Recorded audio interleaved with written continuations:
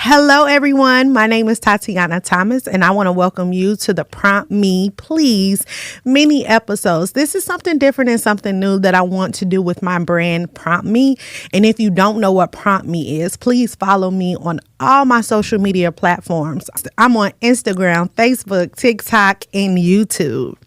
So I have a special guest with me today. My Prompt Me mini little podcast episodes will just be once a month, and we're just going to talk about just a theme for the month. And since we're in the month of February, it's all about love.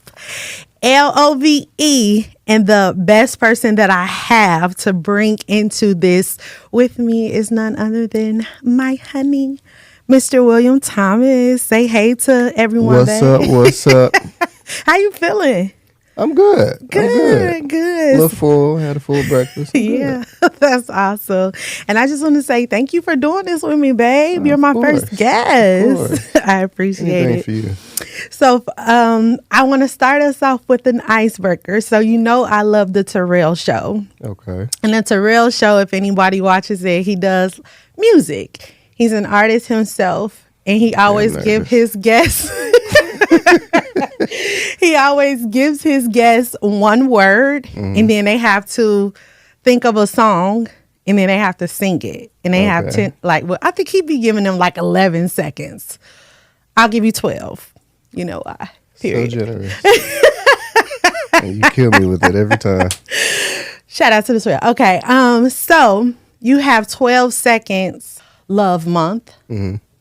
Your word is baby. I have to name a song? Sing a song with the word baby. You got 12 seconds. Go. It's that Justin Bieber song. Baby, ooh. Hey, he was in that video hitting too. Here, he was in his bag. Okay. He had the little moonwalk. Now you get to give me a word. Think of the month of love. Okay.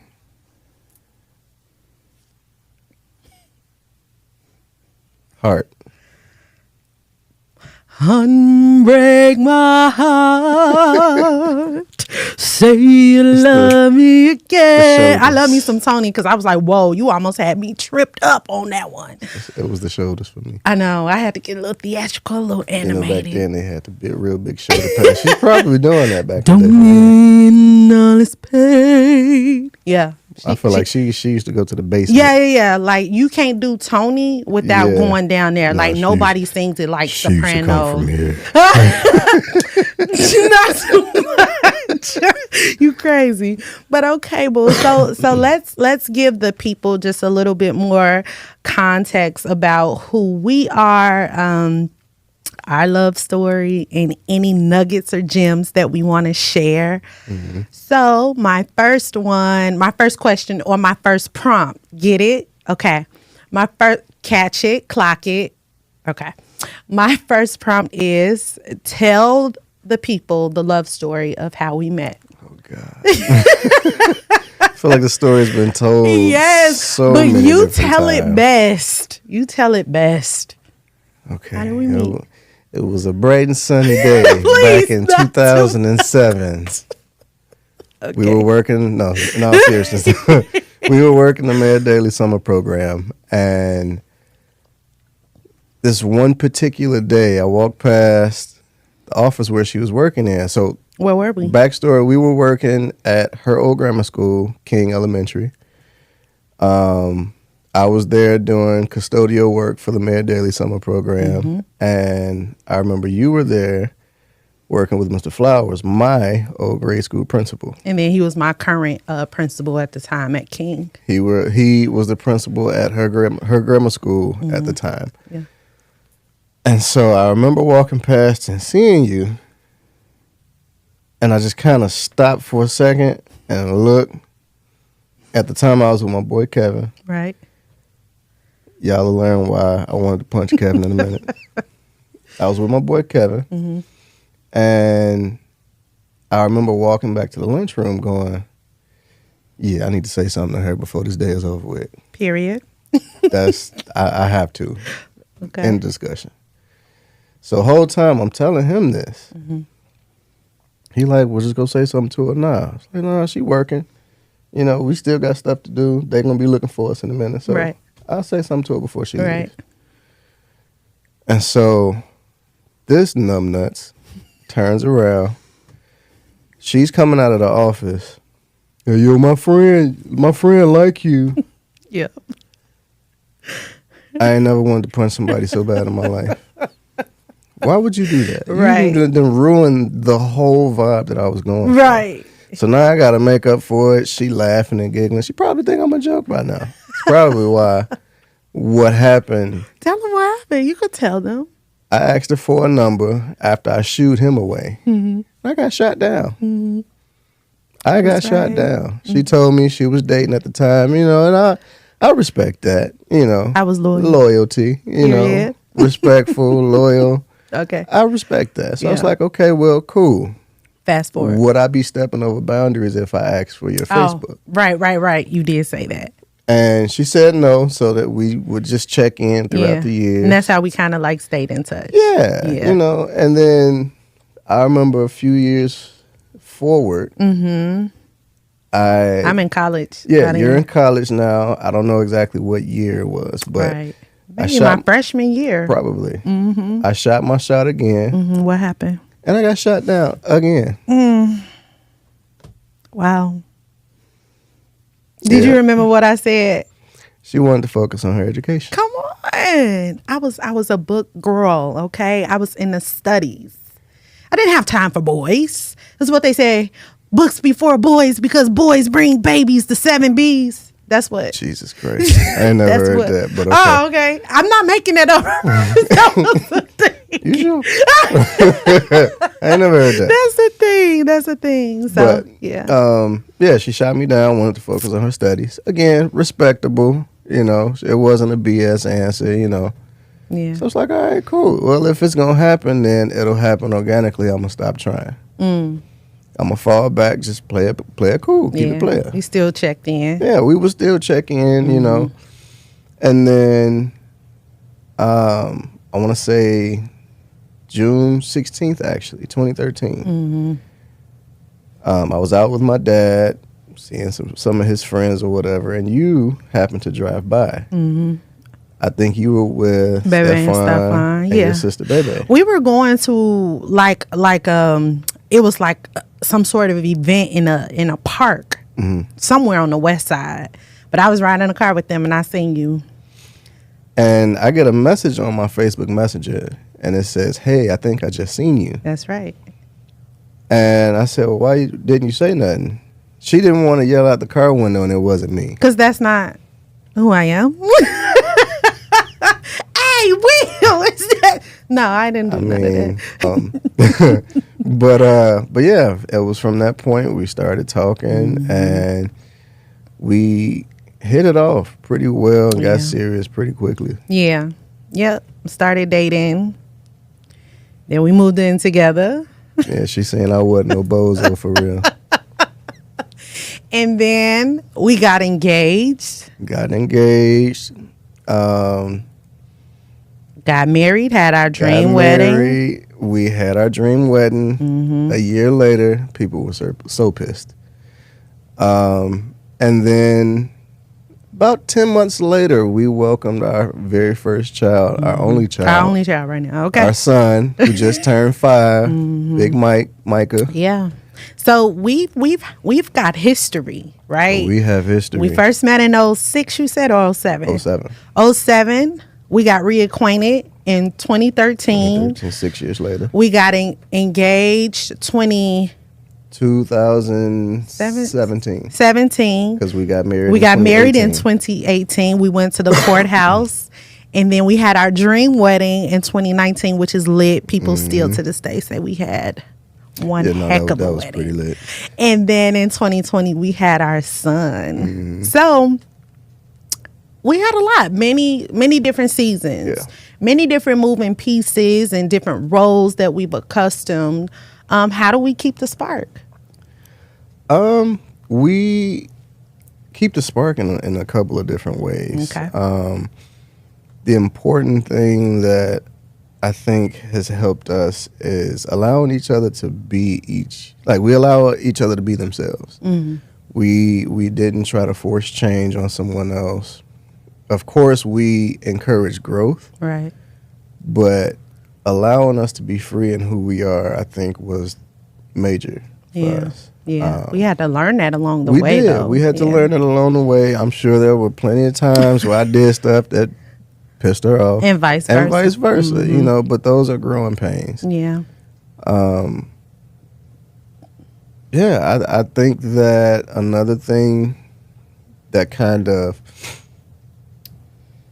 helped us flourish and grow was always keeping the mindset of wanting to be teachable. Yes. And so we would lean heavily on our older mentors, your godparents. Yeah. We also have check-ins via counseling with the people. We did premarital counseling. Which was super helpful. Like, my God, you really don't know. Yo, you really don't know. When I say I got my ASS beat, I need you to hear me. In premarital counseling. He didn't play no games. It was good. They didn't play with us. And I think the biggest takeaway when we were going through premarital counseling, they was like, do you want to be married or do you want to have a wedding? And I was like, ooh, because anybody could have a wedding, but everybody is not able to get married and stay married. A lot of people do it just for the show and not realizing the glitz, the glam. Exactly. They're not realizing the work that actually goes into keeping a marriage, a happy relationship, 100%. Happy. 100%. Yeah. Or healthy, yeah. I should say. Yeah. A lot of people, I think, are intimidated by the work that goes into it. Mm-hmm. They see it in the movies. They think it's the fairy tale ending. For sure. And then they get in it, and they see all of the drama, the BS that may or may not come with it. And they like, oh, yeah, no, F this. Okay, I'm out. What happened to the vows? Yeah, For sure. For me personally, I knew I wanted a big wedding, but I also knew I wanted to be married. Yeah. I didn't have the traditional growing up scenario. Same. So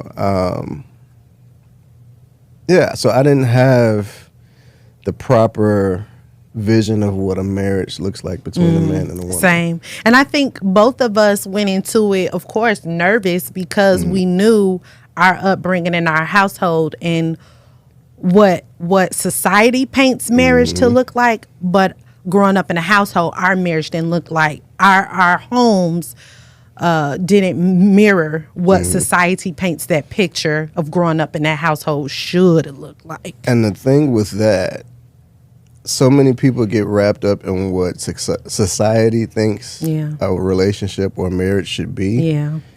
It's literally up to you. Yep. You and your partner, that's it. You and your partner and God. Yeah. It's not a one size fits all type deal. It's literally what works best for you and your partner. Yep.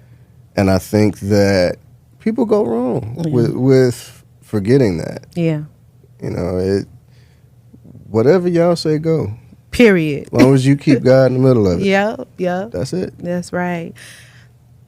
Throughout all the different roles that you carry, husband, brother, son, big cuz, little cuz, father, how do you navigate all of those different roles and still take time for yourself? Like, how do you show yourself care and show yourself love? Carrying all of these different roles and responsibilities. You have to be very intentional about looking after yourself. Mm-hmm.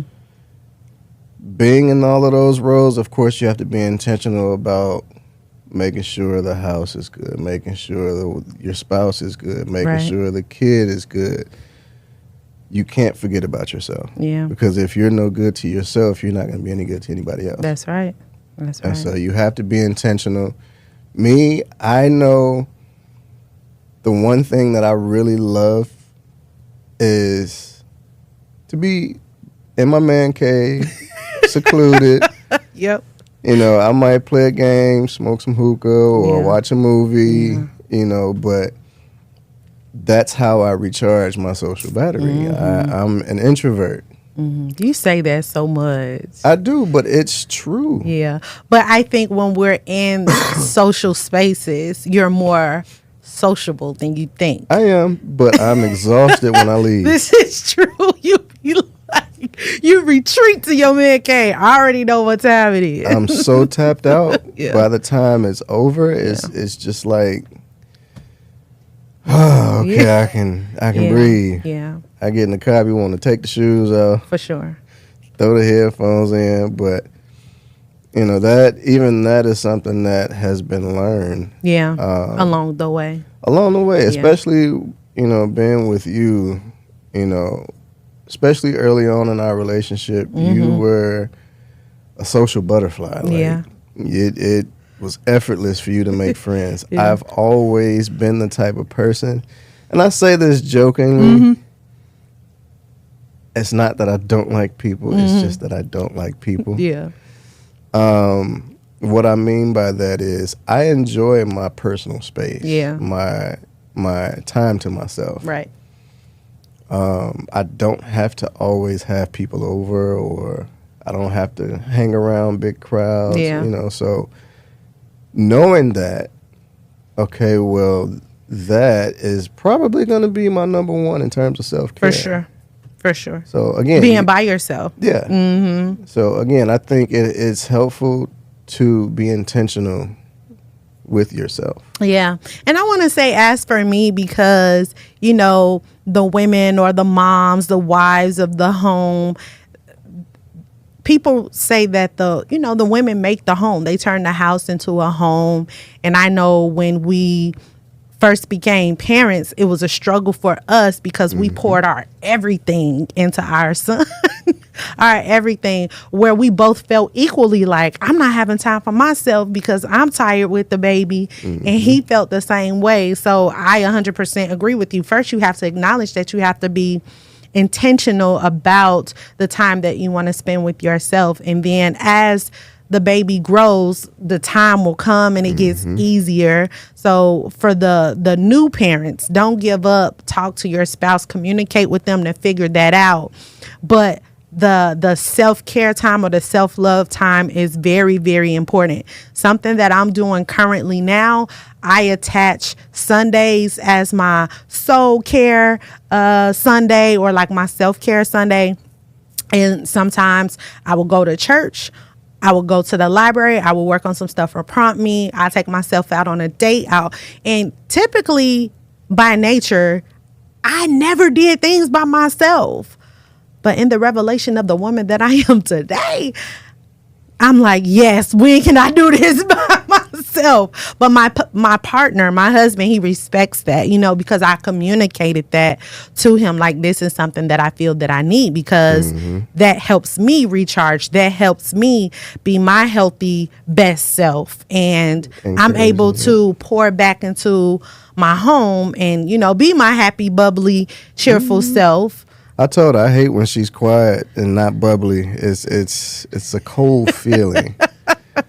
Yeah. And she may not necessarily be upset with me, but it's just a cold feeling. I'm used to her, laughing, joking, having music Tourette's throughout the whole day. And when she doesn't do that, it's just like, okay, something is off. Right. You all right? You good? Yeah, I definitely encourage her to date herself on those days. Which is good. And I thank you for that. For the new parents, be intentional about your self-care and also be strategic. Work with your partner on that. You just can't fly off the handle and go do something. I did that one time and it did not go well. I was like, when you say you was going to do that, why you say that to me? It did not go well. Okay. Describe a moment where you felt truly loved and seen by your partner, and how did it make you feel? I'm a person of simple taste. Something that really showed me that type of love and that gave me that type of feeling. You bought me a game chair. Oh, I remember that. It wasn't over the top. It wasn't elaborate. Didn't have the lights, the bells and the whistles, but the fact that she thought about me enough to get me a game chair. She knew I love video games. That was it. That's all I needed. Yeah. I want to say for you, I think it's very, so you know about love languages, and people speak different kinds of love languages. There are the core 5. There's a book called 5 Love Languages by Dr. Gary Chapman. I love when your gifts speak my love language. And I think I am truly seen and I'm loved because you're speaking my love language. I think the most recent one that I could think of was when you bought me 2 books, because I'm back into my reading books gang. But you bought me 2 books. You like, I know you doing your devotionals, and somebody was selling these books, and I had thought of you, and I thought you would really like these, and I'm like, oh my goodness, because you catered that to where I currently am in my journey, so that also lets me know like you're connected with where I am too. And even that, it takes growing in that, right? I used to be of the mindset, if you're going to get a gift, it needs to be elaborate. It needs to be expensive. It needs to be the next hottest thing that's out. And a person could be happy, like myself, with the simplest things. Yes. You ain't got to go out and spend all your hard-earned money. You know what I mean? True. It could be something super small. And so the learning process for me was getting that initial mindset out of my head. Like, it ain't got to be expensive. Okay, well, what does she like? What is she into now? Okay, she's into books.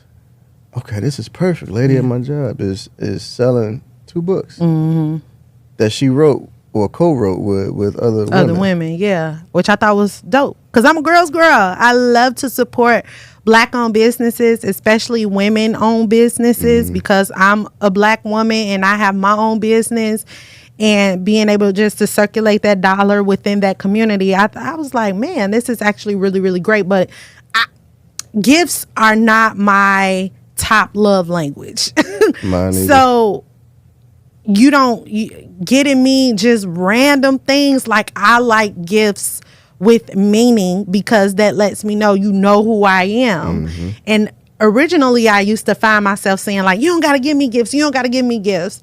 And after talking with my boss, we've had many conversations, and he was like, well, stop saying you don't like gifts. You like gifts, but you like for people to give you gifts with meaning. And I was like, right. They got to put some thought into it. Thank you. They got to put some thought into it. Yeah. Anything else? No, don't get so wrapped up in what the gift is. Correct. Pay attention to your partner, and it'll reveal itself. Yeah. It's just that easy. What is a lesson about love that you would like to share? Love is only as strong as the amount of work that you put into it. What you mean by that? You can't go into a relationship expecting things to be sunshine and roses, and then when the first thing happens that pisses you off, you're ready to leave. Right. You're not ready for love then. Yeah. And this is a conversation that I've had with my little sister in the past. Okay. I used to be the kind of person where my relationships really didn't last long. They would 6-7 months. I would get irritated, and then I would sever ties. Once I got older and realized, okay, well, you want to be married, but you can't make it with nobody past 6 months. Why is that? Yeah, they may have done something, but what in you makes it go, okay, well, yeah, I'm done with the situation. For sure. And so if you're truly seeking out love, I'm not even going to say marriage, because not everybody wants to be married. Yeah. If you're truly seeking out love, you have to take the good with the bad. And 2 sides to it. 2 sides of the coin. You have to be able to say, okay, yeah, this happened. Is there a reconciliation? Is there a way to move past it? If so, how can we get back to where we were so that we can start growing again? You got to do the work. You got to do the work. You have to do the work. And the more you get through issues and drama, the stronger you become. This is literally my best friend. Like, literally. I can't imagine life without her at this point, because I've allowed myself to be vulnerable with her. She's seen me at my highest, my lowest, my most vulnerable. For sure. Not a lot of people get to see emotion from me. This woman has seen every bit of it. Yeah. And so knowing that, I'm quite naturally going to do my best to make sure that what we have only grows. Yeah. You know, I want to be that old couple, 60, 70, 80. Come on now. You know, we can still have a good time and laugh with each other, laugh at each other. You know, I seen a video on Instagram. This old couple. The lady had her head back. She was sleeping. And her husband was playing a prank on her. Was sitting right next to her. He got some water, poured a little bit on her. It trickled down and then on her chest, and she shot up out of her sleep. He starts dying laughing. She slaps him on the arm, you know, but that type of playfulness, I want to be able to still enjoy life as a married man. For sure. You know. For sure. Down the line. I think the lesson about love that I want to share is unconditional love can exist. 100%. People think that unconditional love cannot exist because they haven't experienced it. So you don't know until you experience it. And I feel fortunate and grateful and blessed enough to say I've experienced it, not just in my relationship with you, but also in my relationship with my friends. And so experiencing a love with no conditions, because we allow each other to be us. We don't try to change each other. We accept one another for who we are, and we are free in that person. Man, like I just love being in a space like that. I think about the kinds of conversations that I have, because I'm a conversationalist, but I like depth in my conversations. Yes, we can have many surface level conversations and it's cool, but I like to get down to the root sometimes, you know, and I like to get past deep, the surface level. right? And there's nothing wrong with shallow conversations, but I know for who I am and what I desire and where I am, like that really just speaks to the core of a relationship. And so that's a lesson that I like. Unconditional love can exist. Absolutely. And not being able to put stipulations on people and the way that they go about life and how they think, like, it is amazing. And so I just want to say I'm glad that I can have that with you. Yeah, absolutely. I likewise. Yeah. You know, I realize I can be very irritating sometimes. You so crazy. I realize I do some dumb stuff. And I've said this before, and a lot of men gonna hate that I'm gonna say it now. We're stupid. We are. You said it, not me. we can be very dumb. Yeah. We think we're smarter than what we actually are sometimes. But that's okay. As long as you have a partner who accepts you in the dumb moments. I'm pretty sure I've done dumb stuff and she's looked at me like, really? For real? But it's important to have that somebody that, you know, you can have those moments with. You know, marriage is already work. It shouldn't be difficult. Right. Unnecessarily. Right. Yeah. So. Okay. So you like to say we've been married for this amount of years, but we've known each other for this amount of years. How long would it be now? So we have been Do the math, do it right. together 12 years, almost 12 years this June. And it'll almost be how many years married? Married, doing the math, 7 years. That's right. This June. That's right. And What is something that you're learning about marriage while we are in this season of our marriage? Get you, and I'm not going to say that because that's the wrong phrasing. It's important to have a partner that's going to get in the mud and grind with you. A lot of people, you hear discussions about 50-50 this, 50-50 that. Hate it. It's not always that black and white. No, it's not. Yeah.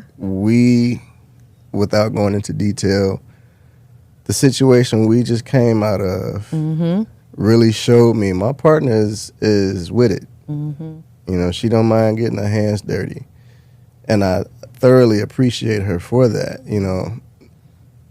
Society says that the men are supposed to be the one to get dirty, get their hands dirty, to be the one to bring in the money, and to hell with society. That may be how it have worked in the past. Yeah, but for sure. Nowadays you have women who are just as strong, just as independent, just as talented, just as driven, if not more than. Right. I would never dream of hindering my partner from the things that she wants to do. What I can do is nurture it and kind of help her grow in that situation so we can get it together. Yeah.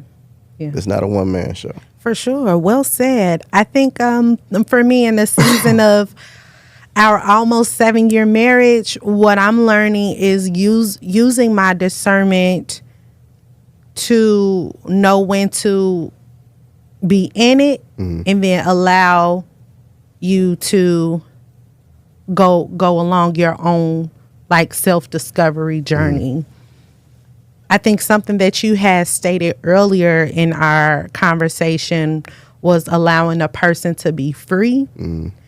And I can recall in the earlier years of our marriage, especially in parenthood, this is his lesson that he needs to learn. And I'm supporting you in it versus trying to, tell you what to do and how to go about it. So I want to say that, I think that's where we are currently right now. Okay. Yeah. Who has played the biggest role in our marriage? And we can't, of course, choose each other, and why? Repeat the question. Who has played a big role in us being married or staying married? And we can't choose each other, and why? I would say one of my mentors, Chris Southwood. Okay. Shout out to, this is one of my spiritual dads, guys. Chris, first and foremost, is a dope individual. Yeah, he is. Very transparent. Very transparent. Very transparent. He ain't gonna hold your hand. He ain't gonna sugarcoat. But what I appreciate him is, I'm an inquisitive person.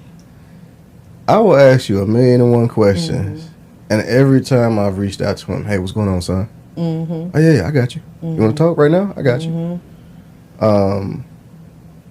Another one is, and this is funny, your childhood pastor, Pastor Cy Fields. Yeah, I was gonna say them.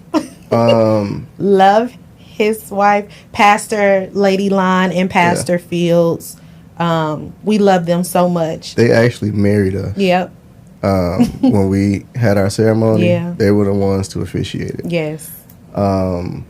Huge But role. Pastor Fields is an amazing teacher. I'm a person of deep reflection. Yes. And he asks questions that invoke those thoughts. Lady Lon, she is so down to earth. She is such a peaceful person. She is. Anytime you talk to her to get advice, it's always from a place of love. Yes. It's always going to be some gems. Yeah. You really can't, we don't get offended, even when they are correcting the ways in which we thought we were right. I never forget when we did a check-in with them. We left that check-in okay, we gotta erase everything from the Mind board. you, we went into that check-in kind of tight with each other. You know, we had some heat with each other. And then when we left, we was like, okay, so we were doing this all wrong. We were doing it wrong. But I appreciate the counsel, and they've been married for many, many years. Mm-hmm. But them being able to speak to us and pour into us and rooting for us, you know what I'm saying? So I love that too. And I think our friends, especially the ones that are married, 100%. Like the person that I want to shout out is Dr. Adriana Fisher Willis. What up, sis? My sis. I've known Adriana for over 10 years, and our stories are so parallel. But every time I know I could come to her and talk to her about marriage.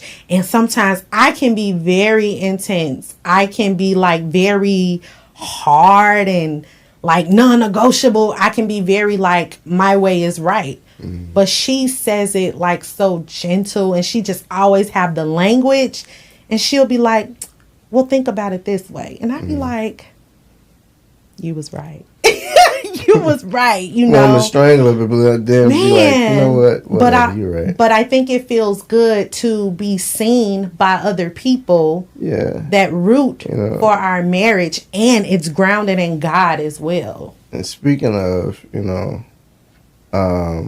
one of my best friends in this entire world, Latrell. Right. Another one of our married friends. Latrell and I have been best friends since I was at least 13 or 12. Mm-hmm. He knows me, granted, in a different light. That's my brother, and I tell anybody that.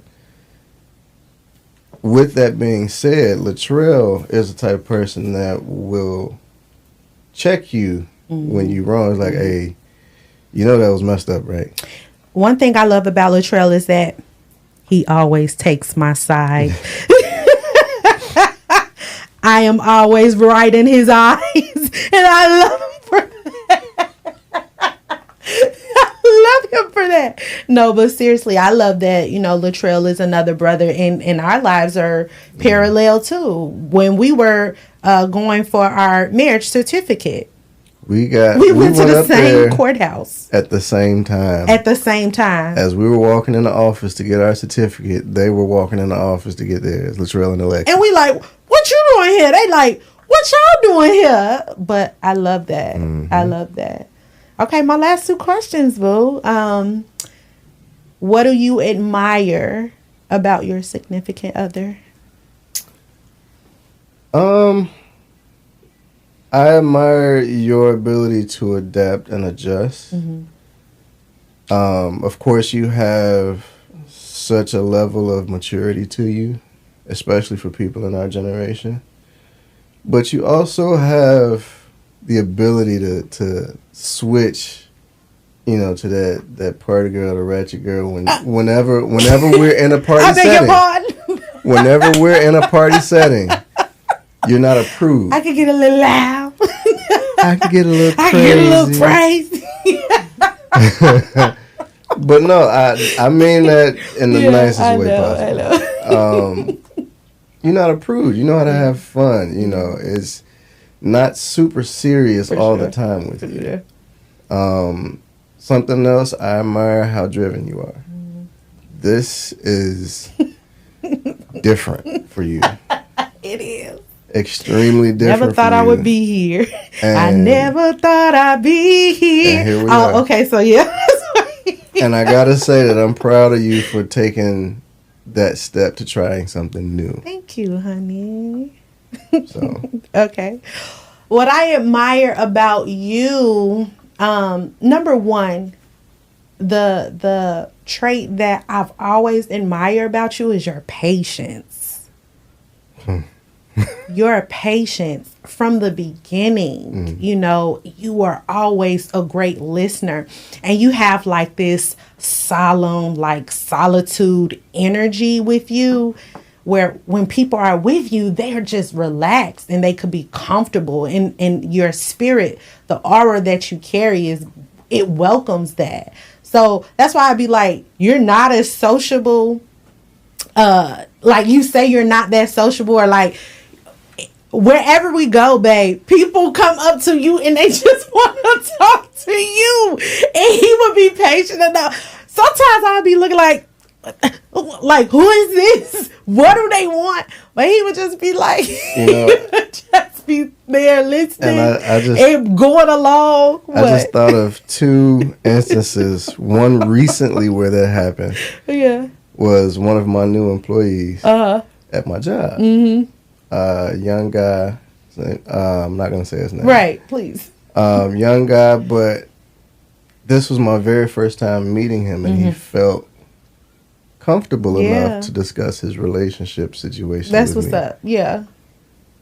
And, in my head, I'm going, if this was anybody else, they'd be like, boy, I don't know what you're talking about. Right. I don't know you. Right. I don't care nothing about none of that. It's that's what I admire about you, though. So to just be able to see that and witness that, right? When I think about my line sisters, right? They always go. It's such a running joke, but they always talk about like when they first met you and how well you took care of them, and just like you were brother. Mm. They didn't know you, but you were brother. You know what I'm saying? Yeah. When I was, I think I was vice president of the Fifth Activity Board, and the running joke when you would come down and see me at school, they would call him Boo Fab because everybody had a name. I had a nickname on the team, of the organization, and he was Boo Fab. But like everybody just welcomes you because you make them feel comfortable, and you just carried that presence. I was an unofficial student of Fisk University. Yes, you was, absolutely. I won my degree. Okay, last question. How does your significant other inspire you? So we talk about how we are admired by each other. Mm. How do I inspire you? Then I'll tell you how you inspire me. You don't allow yourself to become complacent. You don't allow yourself to become too comfortable. Mm-hmm. With that, it allows you to grow, to experiment with new things. Mm-hmm. I just recently discovered that I'm a person that likes change. Mm-hmm. I don't like to sit in the same space for too long. Right. With that, it allows me to be creative. It allows me to let my imagination flow. Mm-hmm. I looking at how you navigate this whole prompt me thing, the bartending business, the trucking business. You went from teacher to program coordinator. Mm-hmm. It's really opened my eyes to the notion that you could truly do and be whatever it is that you want to be. Hence the reason why, and yes, I'm going to put the bug out there now for all my video gamers. Be looking out for my YouTube. You better. But yeah, it'll be something different for me as well. And so what am I trying to say? With you experimenting with new things, it is giving me the courage to do so. Yeah. Because you can. You can literally do it. And if people don't like it, then, hey. If they don't like it, they don't like it. If I'm that's it. If I'm not your cup of tea, then that's fine. Yeah. And you're not going to be everybody's cup of tea. And you're not going to please everybody. That's right. If what you're doing can inspire or invoke the feeling of happiness in 100%, one person, then you've done your job. You've done your job 100%. How you've inspired me, babe, is, man, like just seeing the different layers to you. I think when people first meet you, they think that you're guarded. They think that you're very reserved. But you're one of the funniest people that I know, y'all. He is so silly. And the gift game is crazy. Okay, so that's the side part. But how you inspire me is the magnitude of how much you are a student. Like, because you spoke about being inquisitive and curious about things, and you're a researcher. Whatever you want to know, you'll do the research to know more about it. And you're unafraid to do it, and you'll take risk in that. I remember when you went back to school for your bachelor's degree in video game design, you were so scared. Nervous. And you were so nervous. And I was like, you got this, babe, but I was shaking like a hook in church. But seeing you go back to school and do it as an adult, as a father, and in the midst of a pandemic and all the other different things that we had to carry, like you still had to work a job and go to school and still be a dad of, how old was Micah? 2? I was going to say, because we moved in our home when he was just, 6 months. But seeing you navigate that was like amazing to me, and still, be able to come home and love on me and give me some of your time where you are like tapped out. So I'm seeing like the stamina that you in all of the things that you had to carry. But I love how much you don't play about your family. Okay, no, that's one thing for sure. He do not play about his son and his wife. But I really love that about you, because it just shows how hard you go. When you want to go after something, you gonna get it. I mean, hence me. That's how he got me. He just kept. She couldn't resist that one. But the tease is, though, you always be like, she hopped in my DMs, y'all. Which I did, technically. But, what we learned about you and your strengths, it speaks to your competition. But, y'all, he does not talk crap. He's not a big crap talker, okay? He's just going to show you. If this is the art of moving in silence, it's this guy right here. But I'm so proud of you, babe. She only seen me in the athletic setting twice. Man, you kicked our butt in golf and bowling. I remember when we went to Adriana and Johnny's house, and you went downstairs to play the game. Johnny talked smack, and you did it. He came back upstairs. I was like, well, who won? And Johnny was like, we ain't gonna talk about all that. We ain't gonna talk. And you just had that smirk on your face. I'm like, this guy. When we play people in spades, we're not competitive people. No, we don't. But we be winning, y'all. Like, we play with the old head, like, yeah. What you gonna do with that? Meanwhile, us quietly sits down the ace. Right. Waiting on the next turn. Yes. I'm inspired by you too, boo. So I just want to. Well, do you have any lasting words that you want to say before we close this thing? Side note: thank you for introducing me to this. This is my very first time in front of a camera. Yes, this is a behind the scenes kind of guy. Thank you guys so much for tuning in, and I really appreciate if you give me some feedback on how the first episode was. Until then, keep learning, keep loving, keep growing, keep journaling, keep reflecting, and tune into the next episode when it airs. Love you guys. Talk soon.